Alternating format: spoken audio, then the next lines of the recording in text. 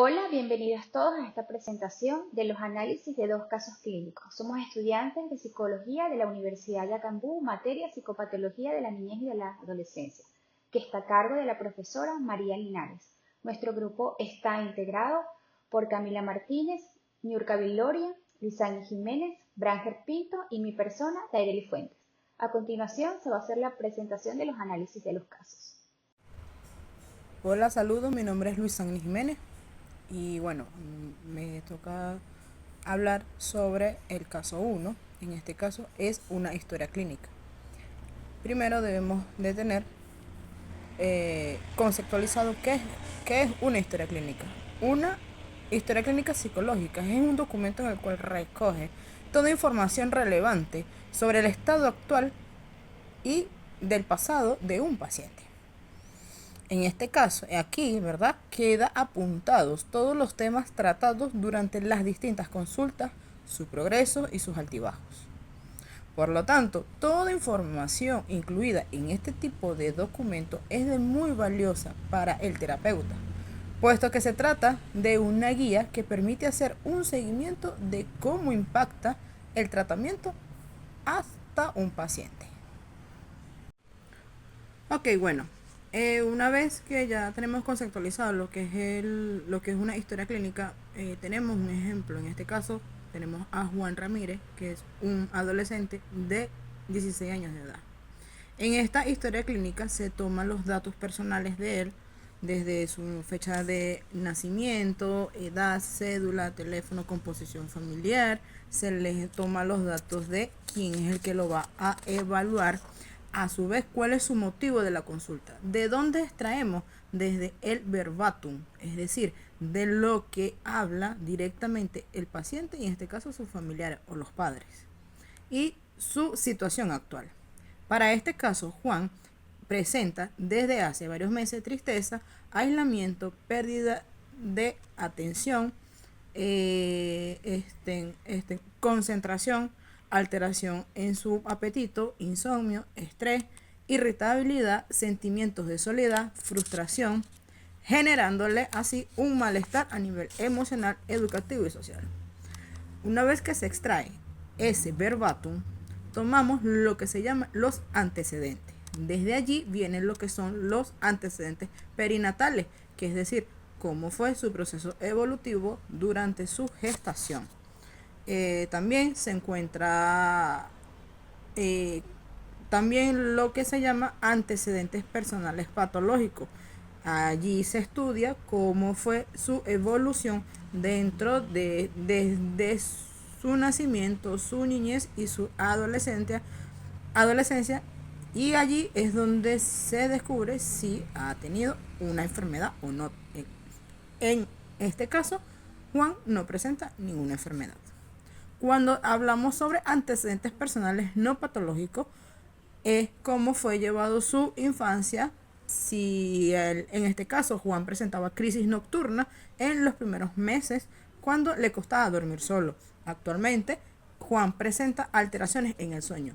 Por eso que se toman todos esos datos importantes, porque de allí el terapeuta le hace su estudio directo y en cómo lo puede tratar.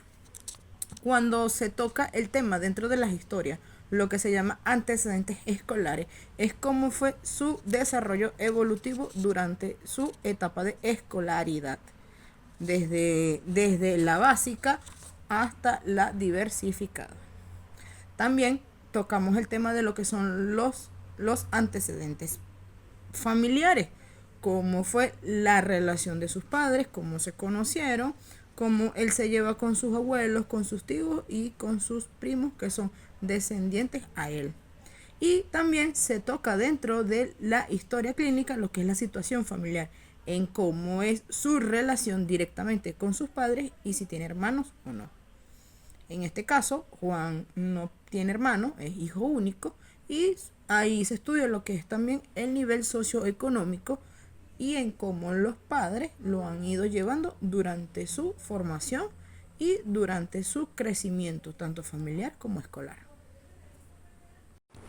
Buenas tardes, mi nombre es Branger Pinto, vengo a darle continuidad al caso del adolescente Juan Pérez. al cual se le aplicaron las pruebas de observación clínica, entrevista, el examen mental, para observar partes corporales y comunicacionales. De igual manera, se hicieron unos test proyectivos, el de la persona bajo la lluvia y el de HTP, que es casa, árbol, persona. Además, se le aplicó el test de Rambert para medir sus habilidades en el caso que se refiere a la parte de resolver problemas, analogías, entre otros. Y también se aplicaron los test de desesperanza, el test de ansiedad y el test de depresión de Beck. Después de observar esas características comunicacionales, se procedió a las descripciones de las funciones mentales y psicológicas. Para evaluar la personalidad, el comportamiento y las emociones de Juan, se procedió a vaciar la información en todos esos tests y en todos esos instrumentos psicológicos que se usaron. Con los valores, ¿verdad? Se obtiene un baremo. Y ese baremo es para obtener como la validez y la confiabilidad. ¿Para qué? Para llegar a una buena impresión diagnóstica. El paciente Juan Ramírez arrojó una impresión diagnóstica que fue correlacionada con el DSM-5, la cual se tradujo en un trastorno depresivo mayor con ansiedad, episodio único, moderado, sin síntomas psicóticos, por lo cual se le recomienda un plan de intervención que siga sus consultas psicológicas, espacios personales también, que tenga sus espacios recreacionales, convivencias con sus compañeros, tanto vecinos como pudiese ser en el entorno escolar, técnicas de relajación y respiración. Muchas gracias. Saludos cordiales, mi nombre es Nirka Viloria y a continuación estaremos abordando lo relacionado con el proceso de elaboración de una historia clínica completa, la cual debe ser exhaustiva, estructurada y empática, donde se consideren tanto factores psicológicos como contextuales del paciente. En la elaboración del guión para el segundo caso, que era relacionado con Patricia Lozano de 15 años de edad, pues se consideró que debía iniciar evaluándola directa y primeramente a ella para poder comprender su estado emocional y cognitivo y observar aspectos como su apariencia, comportamiento, orientación, pensamiento y afectividad. Luego, poder pasar así entonces a entrevistar a sus padres con el objeto de recabar información relevante sobre lo que son sus antecedentes familiares, contexto social y otros factores precipitantes que pudieran influir en la condición actual de la paciente. Además, se destacó el uso de herramientas como la observación clínica, pruebas proyectivas y psicométricas, entre otras, pues para complementar la valoración.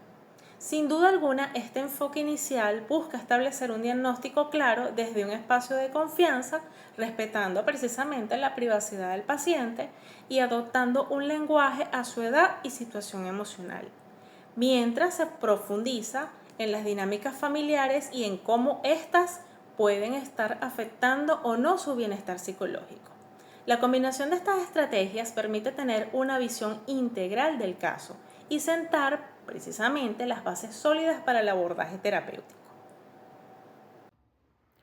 Buenas tardes, mi nombre es Camila Martínez y hoy les hablaré sobre un tema fundamental en la práctica psicológica con los menores de edad, y esa es la importancia del consentimiento para compartir información con sus representantes legales. Para ello tomaremos como referencia el caso de Patricia Andreina Lorenzo Hernández, una adolescente de 15 años que ha sido diagnosticada con estrés postraumático, fobia específica y crisis de pánico tras vivir una situación de violencia en su país natal. Por lo que en esta exposición abordaremos brevemente el concepto de consentimiento, su relevancia ética y legal y cómo su adecuada aplicación protege tanto al menor como al profesional de la salud mental. Y bueno, entonces, ¿qué es consentimiento en la terapia psicológica? El consentimiento informado es un principio ético y legal que garantiza que los pacientes y en el caso de los menores, sus representantes legales estén al tanto de los procesos terapéuticos y de su autorización para determinadas acciones. ¿Cuál es la relevancia del consentimiento de los menores de edad? Bueno, en la terapia psicológica infantil y adolescente, la confiabilidad juega un papel crucial para establecer una relación de confianza. Imprescindiblemente encontrar un equilibrio entre el derecho del menor a la privacidad y el derecho de los padres a estar informados sobre su bienestar. Para ello, se establecen límites claros que definen qué tipo de información puede ser compartida con los tutores. Uno de los puntos clave en este caso fue la preocupación de los padres de Patricia, quienes al notar su cambio de comportamiento querían comprender qué le estaba sucediendo y cómo podían ayudarla. Sin embargo, como profesionales de la salud mental no podemos divulgar información sobre un paciente sin su consentimiento expreso, salvo a casos puede haber algunas excepciones donde esto sí puede estar permitido y más adelante ya hablaremos cuáles son esas. Ok, ahora vamos a hablar sobre los aspectos legales y éticos. Desde una perspectiva legal, el consentimiento de los padres o tutores es un requisito para que un menor reciba terapia. Sin embargo, la divulgación de información debe ser regulada y alineada a los principios éticos, como los establecidos en el Código de Ética del Psicólogo, que resalta la importancia de la confiabilidad y la protección del bienestar del menor. En este contexto, la psicóloga a cargo del caso actuó de manera ética al solicitar la autorización de Patricia antes de hablar con sus padres. Ahora bien, hablemos sobre situaciones en las que se debe compartir la información. Si la confiabilidad es esencial, existen circunstancias en las que el psicólogo tiene la obligación de informar a los tutores o incluso a autoridades. Estas incluyen riesgos de autolesión o suicidio, situaciones de abuso o negligencia, amenazas graves a terceros. En estos casos, los profesionales deben actuar con responsabilidad, asegurándose de que la información se transmita de manera adecuada y con el menor, no reciba tanto impacto emocional, ya sea niños o adolescentes. Ahora hablaremos un poco sobre cómo abordar el consentimiento con los padres y el menor. Es importante que el psicólogo explique desde el inicio de la terapia las condiciones de confiabilidad y los límites de la misma. Por esto se debe obtener el consentimiento informado de los tutores antes de iniciar la terapia. También se debe explicar al menor en un lenguaje comprensible que cierta información puede ser compartida para garantizar su bienestar. Y por último, se recomienda establecer acuerdos con el menor sobre qué tipo de información puede ser comunicada y de qué manera, como se hizo en el guión que se realizó sobre el caso de Patricia. En conclusión, en este caso nos deja una enseñanza clara, y es que el consentimiento del paciente es una piedra angular en la ética profesional del psicólogo. No se trata solo de un requisito legal, sino de una forma de representar la autonomía del paciente, fortalecer su confianza en el proceso terapéutico y garantizar que la información sea compartida de manera responsable. Muchísimas gracias, esto fue todo por hoy. Podemos concluir que el proceso de evaluación psicológica, en especial en población infanto-juvenil, debe ser abordado de manera holística y adaptativa, teniendo en cuenta no solo los síntomas psicopatológicos, sino también la personalidad y los factores contextuales que pueden influenciar en el bienestar del individuo. A través de un examen mental adecuado y un diagnóstico preciso, es posible identificar las necesidades del paciente y trazar un plan de intervención efectivo. Casos como los de Juan Eduardo y Patricia Lozano ejemplifican la importancia de una evaluación cuidadosa y temprana que permita ofrecer el apoyo necesario para mejorar su salud mental y garantizar un desarrollo saludable en el futuro. Un psicólogo que trabaja en este ámbito debe ser capaz de diferenciar las conductas propias de cada etapa de desarrollo, evitar la patologización innecesaria y reconocer cuándo es adecuado intervenir. Además, debe tener en cuenta tanto los factores individuales como los contextuales, en este caso los familiares y sociales que influyen en el bienestar del paciente. Este enfoque integral es esencial para una correcta comprensión y abordaje de los trastornos patológicos en los niños y adolescentes. Gracias por su atención.